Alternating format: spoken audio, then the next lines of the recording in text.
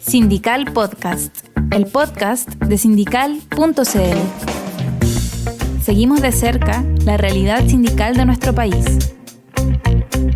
Conoce a fondo, de forma clara y explicada por sus protagonistas, los principales aspectos de nuestra legislación laboral. Hoy, Marcela Maldonado conversará con María de los Ángeles Morandé sobre trabajo informal. Sindical Podcast es realizado con el apoyo de la Vicaría de Pastoral Social Cáritas y Radio María.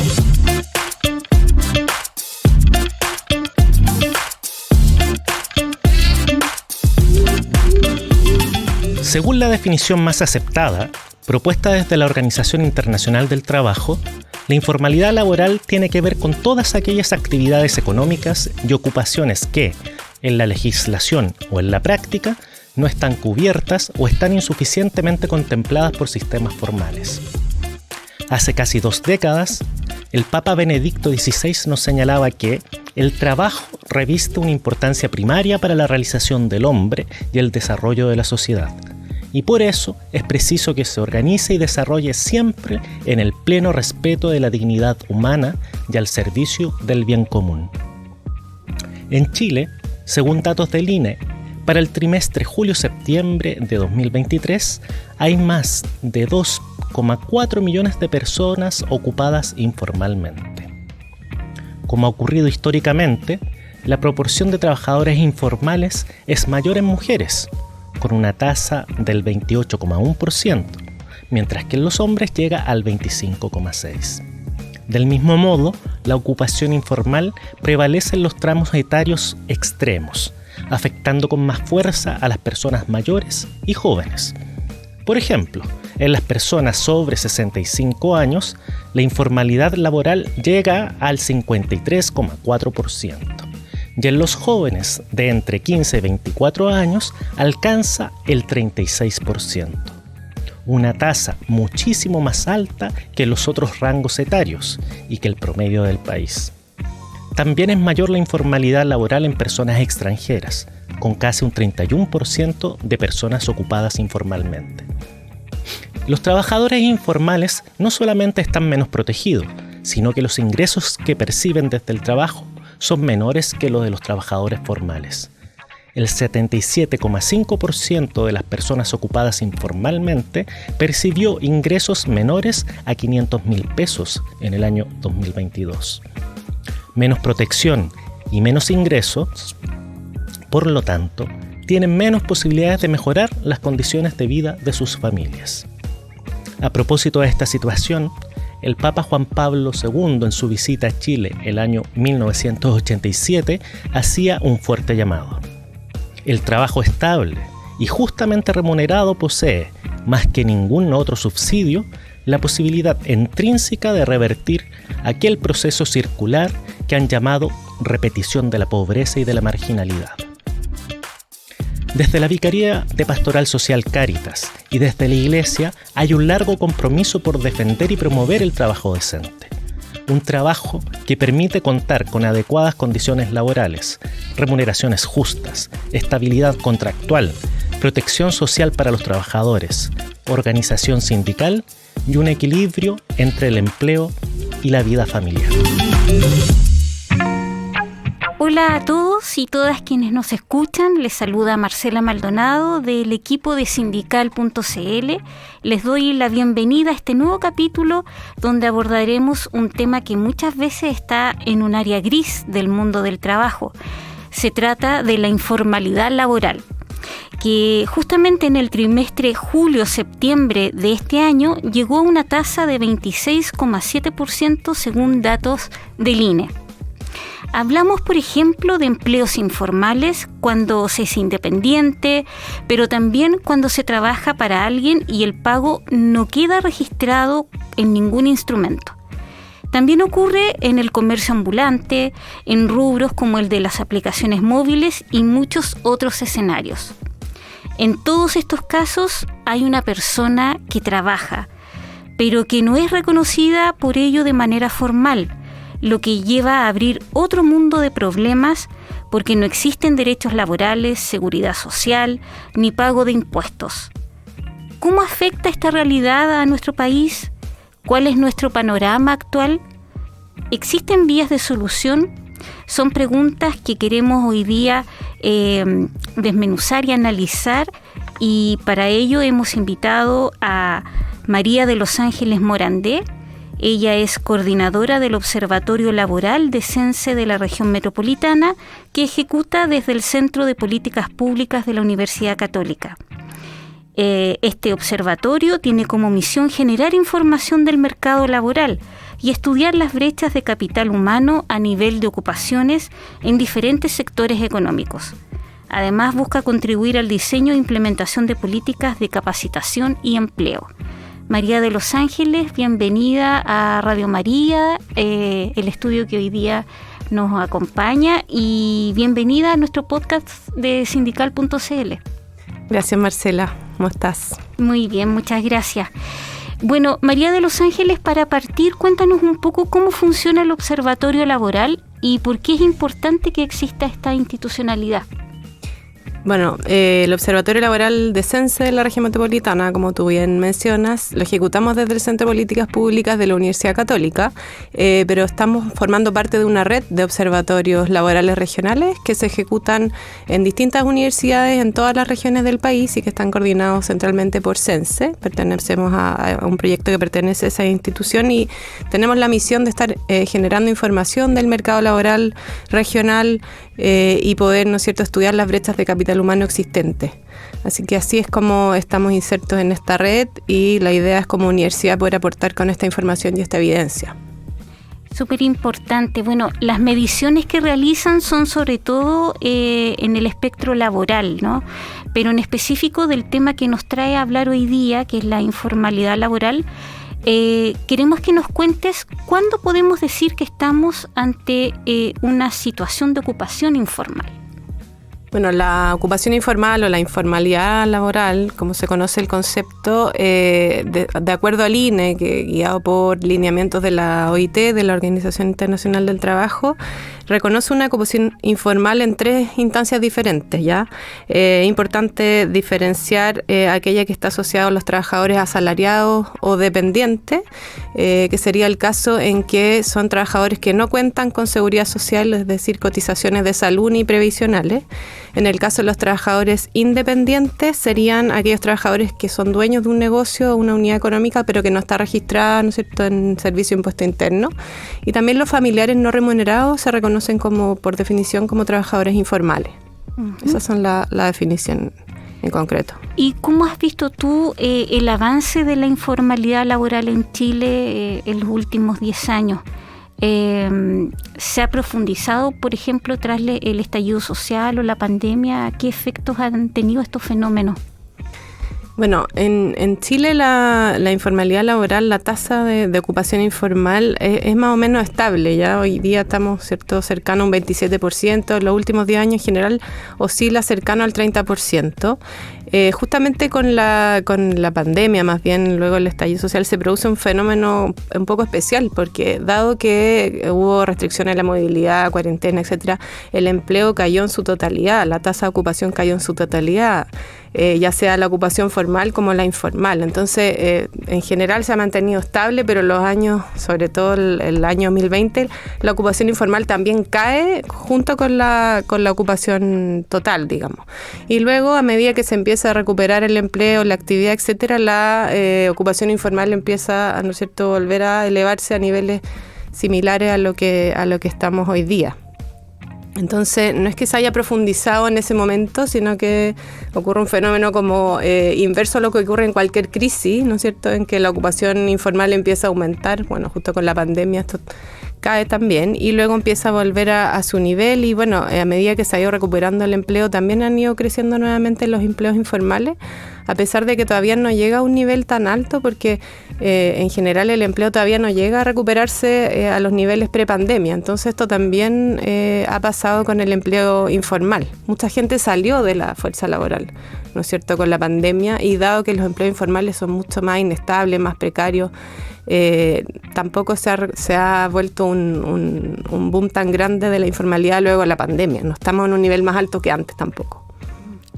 El termómetro laboral nacional para el trimestre junio-agosto de este año, elaborado por el Observatorio Laboral del CENSE, sostuvo que respecto al año 2022 los ocupados formales crecen un 1,6% y los informales un 1,9%. ¿Cómo afecta que esto siga así, al alza podríamos decir? ¿Qué consecuencias trae para el país esta ocupación informal? Uh-huh. Como te decía, a medida que se ha recuperado el empleo, también se han recuperado empleos informales, ya es parte como del ciclo. Sin duda, como tú me preguntas qué consecuencia trae esto para el país, que haya un alza en la ocupación informal, nunca es una buena noticia que crezca el empleo informal, digamos. ¿Por qué? Porque en la literatura, en todos los estudios, se asocia el empleo formal a trabajos de calidad, a trabajo decente, ¿no es cierto?, a trabajos que tienen protección social. Entonces, si empieza a crecer más el empleo informal que el formal, finalmente no es una buena noticia, porque estamos generando empleos de peor calidad, ¿verdad?, más precarios, donde las personas no tienen la protección social que requieren. Además, esto trae costos, ¿verdad?, económicos también para el país. Si el empleo informal se dejan de percibir impuestos, ¿no es cierto? Hay también evidencia de que estos son trabajos menos productivos, entonces afecta la productividad en general. Y por otro lado, el costo social, ¿no es cierto?, que en bienestar, que esto significa de tener un empleo informal versus un empleo formal. Las personas que tienen ocupaciones informales acceden a menores ingresos, menores salarios, ¿verdad? Entonces hay una serie de consecuencias que no son positivas claramente del empleo informal. En ese sentido, siempre es mejor el empleo formal, y lo que pasó en pandemia también, que no lo comenté antes, es que las políticas tendieron a proteger, ¿verdad?, el empleo formal, el trabajo dependiente, ¿no es cierto?, la ley de protección al empleo, todo lo que se implementó en un momento fue para proteger ese trabajo que se entiende como trabajo de calidad. Entonces, en ese sentido, el empleo informal nunca es una buena noticia. Uh-huh. Bueno, recordarles a nuestros auditores que estamos conversando hoy día con María de los Ángeles Morandé, coordinadora del Observatorio Laboral de CENSE de la región metropolitana, que ejecuta desde el Centro de Políticas Públicas de la Universidad Católica. Y bueno, estamos hablando sobre informalidad laboral. Ya hemos revisado algunos datos, ¿cierto?, que nos dan cuenta de la realidad de nuestro país y qué significa la informalidad laboral cuando estamos enfrente de este tipo de situaciones, y que, como decía María de los Ángeles, no es una buena noticia por la precariedad y la calidad del trabajo, que finalmente termina afectando a las personas que son el centro, digamos, de toda actividad laboral. El Observatorio Laboral del CENSE de la región metropolitana hizo un estudio que buscó reconocer las trayectorias laborales de los trabajadores informales en Chile, y específicamente de la región metropolitana. ¿Podrías contarnos un poco de este estudio, la importancia, el objetivo? Uh-huh. Sí, nosotros con este estudio lo que quisimos fue analizar las trayectorias laborales de los trabajadores informales, porque si bien uno puede mirar el fenómeno de la informalidad como la tasa de ocupación, como en general, uno ve que es más o menos un fenómeno estático, ¿no es cierto? Yo te decía, en los últimos 10 años más o menos oscila alrededor del 30%, pero ir a mirar como un zoom a las trayectorias de las personas que están en esas ocupaciones informales, y cómo pueden transitar hacia otros estados. Digamos, por ejemplo, si está en un mes en un trabajo informal, ¿qué pasa al siguiente mes? Si puede acceder a un trabajo formal, o finalmente sale de la fuerza laboral hacia la inactividad o hacia la desocupación. Entonces, lo que nosotros quisimos fue mirar en ciertos periodos de tiempo, en base a los datos del INE, en las mismas personas, cuáles eran sus trayectorias laborales en esos estados laborales o ocupacionales que te comentaba. Entonces, la idea era poder caracterizar con mayor profundidad la informalidad laboral y ver qué características tienen esas personas que entran y salen de los trabajos informales. Y eso fue lo que tratamos de hacer con el estudio. Uh-huh. ¿Y cuáles son como los principales hallazgos que reveló el estudio? Bueno, nos dimos cuenta con esto que hay una alta probabilidad de las personas que tienen un trabajo formal, por ejemplo, en un estado bastante persistente, y hay una alta probabilidad de mantenerse en un trabajo formal. No así las personas que tienen una ocupación informal, que nos dimos cuenta que es un estado mucho más inestable, más dinámico, y que tiene una menor probabilidad de mantenerse en la informalidad misma, sino que transitan, por ejemplo, hacia un trabajo informal, luego a uno formal, luego salen de la fuerza laboral o a la desocupación, etc. Y lo que hicimos también fue mirar ciertos grupos que tradicionalmente han sido más vulnerables o proclives a la informalidad, como las mujeres, como los adultos mayores, como los jóvenes, como los trabajadores por cuenta propia. Y ahí también miramos cuáles eran esas trayectorias y, por ejemplo, las mujeres que están en un trabajo informal, nos dimos cuenta que tienen una mayor probabilidad desde el mismo trabajo informal de saltar hacia la inactividad, por ejemplo, de dejar de trabajar. En el caso de los adultos mayores pasa algo similar. El caso de los jóvenes es mucho más dinámico, van de un estado al otro, también pasan más a la desocupación. Los estados de los trabajadores por cuenta propia es una probabilidad bastante alta de mantenerse en la informalidad. Y como te decía al principio, las personas que tienen un trabajo dependiente o que están en trabajos formales tienen una mayor probabilidad de mantenerse en ese estado. Entonces el mensaje es un poco como cuidar ese tipo de empleo, porque sabemos que es el empleo que también es de mayor calidad y es un estado más persistente. Y eso también nos dimos cuenta que se asocia, por ejemplo, a personas que tienen un mayor nivel educativo, que es como un factor bastante protector, ¿no es cierto?, dentro de poder mantener un trabajo formal o acceder a trabajo de mayor calidad. Entonces, en ese sentido, también salta como algo muy importante el fortalecer el capital humano, la capacitación, la formación, como una manera también de sortear el acceso o de sortear la informalidad y de fomentar el acceso al trabajo formal, que también te trae mayor certeza, mayor ingreso, ¿no es cierto?, mayores posibilidades de tener un mejor salario, etcétera. En términos de género, las mujeres siguen aumentando su presencia en el trabajo informal. Tú mencionaste que era uno de los grupos, ¿cierto?, que ustedes habían identificado en este estudio, que estaba en la informalidad y que tenían mayores posibilidades, o se daba de que de la informalidad pasaban a la inactividad, digamos. O sea, dejan de hacer su trabajo informal. Esto tiene que ver porque están a cargo del cuidado, por ejemplo, de hijos, de la familia. ¿Va por ahí es uno de los factores que influye, ciertamente? Nosotros también hemos estudiado el empleo femenino y las probabilidades que tienen las mujeres mayores o menores de incorporarse al mercado del trabajo, y ciertamente las mujeres que están a cargo del cuidado, que tienen hijos menores, sobre todo menores de 3 años, tienen una probabilidad mucho menor de insertarse en el mercado laboral y mayor de pasar en la inactividad.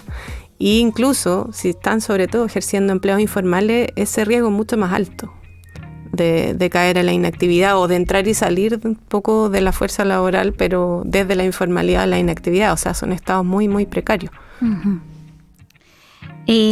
Bueno, sabemos que las leyes laborales nos favorecen mucho la contratación de mujeres por el costo que esto supondría el hecho de que sean madres, por ejemplo.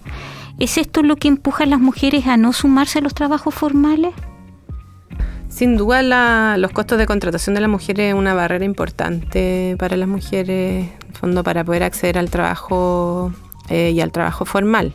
Claramente, como decíamos antes, el tema del cuidado de los hijos es también otra barrera, una barrera social muchas veces, más allá de los costos de contratación, que en el fondo impiden también que haya como mayor equidad en el mercado laboral, ¿no es cierto?, entre hombres y mujeres. Quizás también para las mujeres puede ser que sea más difícil acceder al empleo formal por eso, pero también nosotros vimos en el estudio que cuando miramos a las mujeres y sus trayectorias laborales, que una vez que ya están en el empleo formal, ahí como que se equipara mucho más la cancha, es como el acceso lo más difícil. Bueno, y eso también se relaciona bastante con condiciones como bien estructurales del mercado laboral, que son discriminatorias para las mujeres en muchos casos. Las mujeres tienen sueldos más bajos, tienen a veces menores niveles de educación, menores oportunidades que los hombres, y eso, en fondo, también empuja a que sea más difícil que accedan al empleo formal. ¿Se podría mejorar esto si en términos de políticas públicas se avanzara en leyes que hicieran corresponsables de la paternidad en igual medida a hombres y mujeres? Sí, por cierto, las medidas de corresponsabilidad en el ámbito laboral, sobre todo, disminuyen esas barreras y esos costos de contratación que actualmente, bueno, hay varias iniciativas que están tratando de corregirlas, pero efectivamente son barreras para las mujeres para poder entrar y mantenerse en el empleo formal. Existen también personas que teniendo un trabajo formal complementan su salario con un trabajo informal. Uh-huh. ¿Se da ese tipo de casos, según lo que ustedes han visto en el estudio? No entramos a ver ese tipo de trayectoria. Fue una trayectoria mucho más general. No analizamos si tenían 1 o 2 trabajos en realidad. Pero ciertamente, como tú dices, hay ciertas personas que tienen doble jornada, ¿no es cierto? Un trabajo formal y después tienen que seguir con algún trabajo quizás fuera de la formalidad. Es una realidad, y bueno, y eso tiene que ver también con el nivel de ingresos, con los bajos ingresos que pueden acceder a veces a las personas, o los trabajos más precarios de menor calidad y que requieren un ingreso suplementario muchas veces. Y aún así algunos no pueden salir de la pobreza, o sea, hay una necesidad, digamos, de complementar salario para mejorar su situación económica, pero aún así pueden mantener su condición, digamos, no necesariamente mejorar. Sí, en la literatura está bien documentado eso también. La informalidad laboral se asocia a vulnerabilidad, a mayor riesgo de estar o caer en pobreza. Sin duda que eso es un factor a considerar en todo este contexto de la informalidad laboral. En el informe aparecen recomendaciones de política pública focalizadas en 5 grupos que el estudio destaca con mayor riesgo de tránsito hacia la informalidad. Estos son mujeres, jóvenes, adultos mayores, personas con menor nivel educativo, como tú mencionabas hace un momento, trabajadores por cuenta propia. ¿En qué línea van estas recomendaciones? Nosotros en el estudio también hicimos un barrido de políticas públicas a nivel nacional e internacional que pueden de alguna manera abordar este fenómeno y tratar de, ¿no es cierto?, avanzar en disminuir o desincentivar la informalidad laboral en estos distintos grupos. Y revisamos distintas políticas. Por un lado, bueno, están todo lo que es directamente los subsidios a la contratación, ¿no es cierto?, que se usan mucho, por ejemplo, para incentivar una mayor contratación de mujeres, de jóvenes en particular, que eso, además de disminuir la informalidad, también incentiva, ¿no es cierto?, que esos grupos que también se emplean menos puedan acceder al mercado del trabajo. Hay otro grupo de políticas que tienen que ver también con todo lo que son los emprendimientos, que en muchos casos también son buenas salidas de trabajo para mujeres, también para jóvenes. Entonces hay un grupo ahí de trabajadores por cuenta propia, independientes, que también tienen un alto nivel de informalidad. Es como la categoría ocupacional donde hay más informalidad laboral. Y entonces las políticas no solo tienen que fomentar el emprendimiento, sino que también el acompañamiento para que esos negocios puedan mantenerse, sean sustentables y pasen a la formalidad. Muchos de ellos parten, digamos, informales y después con un buen acompañamiento pueden llegar a formalizarse. Hay toda una burocracia, ¿no es cierto? Sabemos detrás que no es fácil de sortear para alguien que está partiendo, sobre todo si es alguien que no tiene tantas herramientas. Entonces, las políticas de acompañamiento a esos emprendimientos también son muy importantes para que puedan, en fondo, mantenerse y formalizarse y así después crecer también, es como el camino.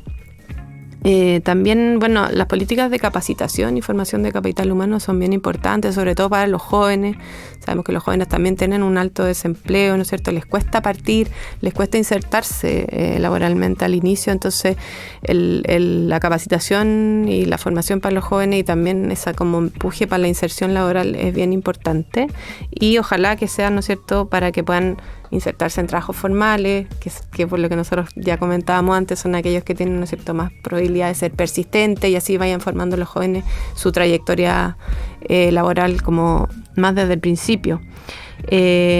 También, bueno, el acceso a financiamiento, lo mismo que comentábamos de los emprendimientos, pero que sea siempre como con esa contrapartida formal, ayuda a ir haciendo este camino.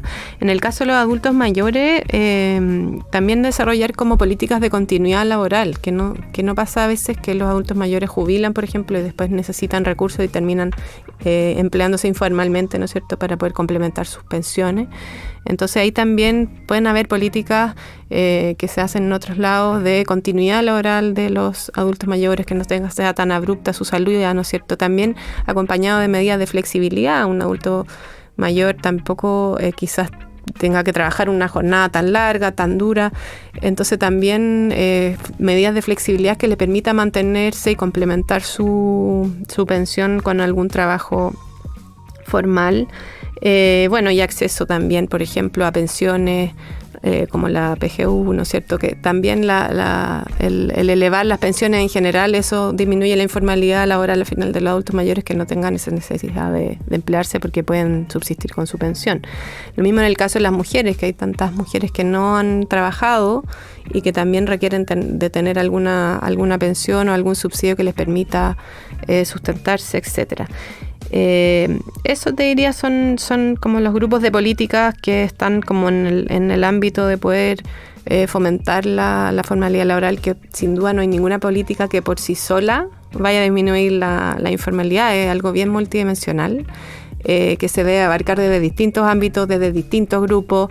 Es un fenómeno bien complejo que no se soluciona con un programa específico, sino que la verdad es que son diferentes políticas complementarias que a la vez también se complementan, no sé, con políticas fiscales, con políticas tributarias, con políticas que ayuden a aumentar la productividad general, que eso también hace que haya más necesidad por empleos formales, más demanda también laboral por parte de los empleadores, y así se va como llenando un poco los cupos, digamos, pero en el fondo también la informalidad se genera por necesidad, digamos, o sea, las personas necesitan un sustento y buscan un trabajo, y en el fondo hay que desincentivar que esos trabajos sean informales a través de diferentes políticas. Uh-huh.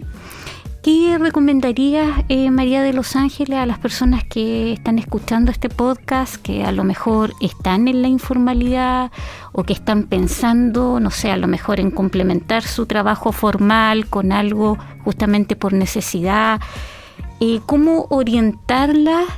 Porque acá también hay un sentido educativo, ¿cierto? De poder transmitir orientaciones, en qué fijarse. Ya hemos hablado de que no es buena la informalidad por la precarización de los trabajos.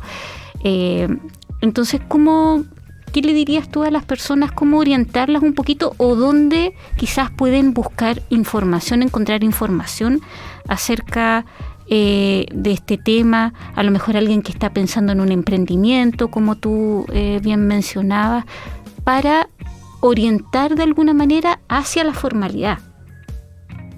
Sí, yo diría que, bueno, hay varios programas públicos, FOSI, Cercotec, diferentes como instrumentos para las personas que emprenden y en el fondo puedan acceder al financiamiento base para luego saltar con su emprendimiento y también con acompañamiento, como comentábamos, a que después puedan, ¿no es cierto?, hacer todos los trámites, etcétera, para formalizarse. Yo creo que a veces la informalidad se idealiza, no sé si la informalidad como tal, pero a veces como el trabajo independiente se idealiza mucho por la flexibilidad, por tener, no sé, por más libertad, de no tener jefe, etcétera.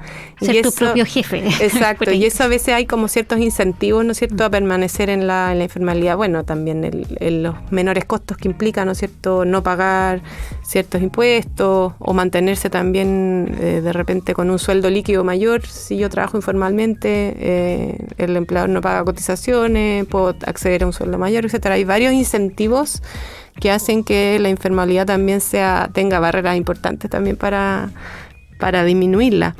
Pero yo creo que la informalidad, como comentábamos, no es un estado que pudiera ser muy permanente, muy estable, muy deseable finalmente en términos de la trayectoria laboral de una persona. O sea, una persona que es informal no va a acceder a pensión o va a acceder a una pensión mínima, pero en el fondo no es seguro, no es un trabajo que te pueda permitir desarrollarte en toda tu vida y después poder tener esa seguridad. Tiene muchas precariedades y es un trabajo finalmente de mala calidad. Entonces, como que no sé si el mensaje tanto para las personas, porque obviamente se entiende que ante la desesperación de no tener empleo uno puede buscar, ¿no es cierto?, diferentes medios, pero en el fondo el llamado un poco a toda la comunidad a proteger el empleo y el empleo formal, digamos, a ser conscientes de eso, porque de verdad que la informalidad no tiene mucha externalidad positiva, digamos, al revés. Bueno, queremos agradecer a María de Los Ángeles Morandé por habernos acompañado hoy día en nuestro podcast de Sindical.cl y agradecer también a todos los que nos escucharon para conocer un poquito más sobre temas laborales, hoy día la informalidad laboral. Y quiero dejar invitados a dirigentes sindicales, trabajadores, trabajadoras. Si participas de un sindicato o te gustaría participar de uno y te interesa estar al día, sobre todo en el acontecer del mundo laboral, te invitamos a conocer Sindical.cl y seguirlo a través de todas nuestras redes sociales. En Instagram, Sindical.cl, Twitter, Sindical_cl, Facebook, Sindical.cl. Y por supuesto, dejar los invitados a que se suscriban a nuestro podcast en Spotify y en YouTube. Ahí le pueden dar me gusta y seguir nuestros capítulos. Y bueno, como dije anteriormente, en nuestras redes sociales. Recuerden que en cada capítulo vamos a estar abordando un nuevo tema relacionado con la contingencia sindical y laboral. Así que bueno, me despido y los dejo invitados e invitadas a un nuevo capítulo de Sindical Podcast. Muchas gracias.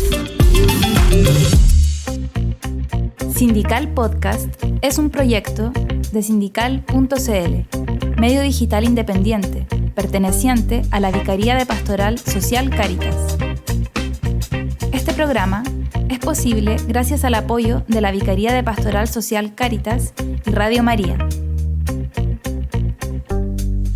El equipo realizador está compuesto por Luna Díaz, Marcela Maldonado, Paula Ampuero y Mariana Pinto.